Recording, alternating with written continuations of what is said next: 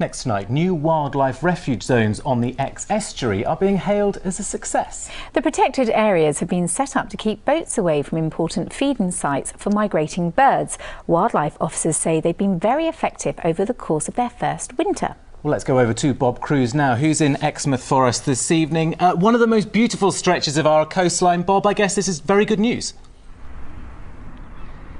Yes, this bit of the coastline is called the Duck Pond here, actually, at Exmouth. This is a seasonal wildlife refuge zone. It's only in force between September and December, but there's another one of these over by Dawlish Warren, which is in force all year round because it's a more sensitive area.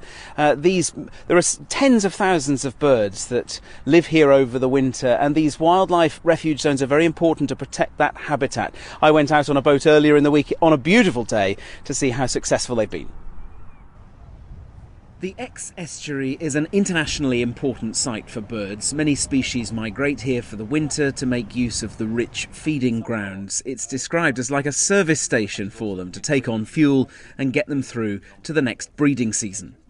And it's for these birds that this estuary is particularly important. Birds like the turnstones, the Brent geese we've got behind us here, all the winter visitors that we have here that feast on the eelgrass and the mud and all the creepy crawlies in the mud. And that's why this estuary is so important. Give it a couple of months and they'll be as far north as you can imagine. Likewise, the Brent geese over there, they'll be in Siberia in a couple of months' time. These birds do incredible journeys to and from this estuary. All because of the fuel they've all because taken of on the fuel here. they've got here. So that's why it's important we protect them. They've come so far. Let's not disturb them while they're here.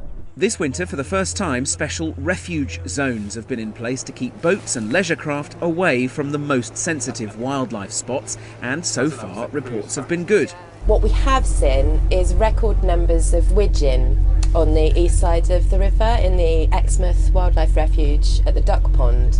They arrived in good numbers in September and they left early. They left in December to move on to the marshes, and we feel that that's because they were able to feed undisturbed and therefore ate everything, and were able to move on earlier. So that's so positive. It'll be a few years before they get a clear view of how effective this scheme has been. Because at the moment it's completely anecdotal, but we will have hard facts back by the end of summer, which will be really interesting to see how it has been, whether it matches what we've experienced. What a great job we've got going out and telling people about how grateful we are to have all this wildlife. We're very lucky. The zones are only advisory, but at the moment most people seem to be sticking to them. We don't see a lot of people going into the wildlife refuges and causing a disturbance, but when we do approach individuals that aren't aware of them, we're overwhelmingly met with positivity. People want to see us caring for the environment. So yeah. And this is your office. I mean, how about this for a place to work? I just wish I could come out every day and film with you. It's just perfect here. You are more than welcome.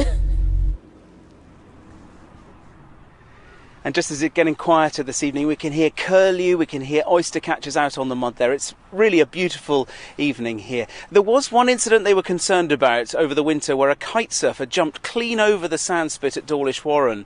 It was an extraordinary feat, but not exactly what they wanted, as he went right through the wildlife refuge zone. I'm told he's been contacted as part of the education process and asked very nicely not to do it again.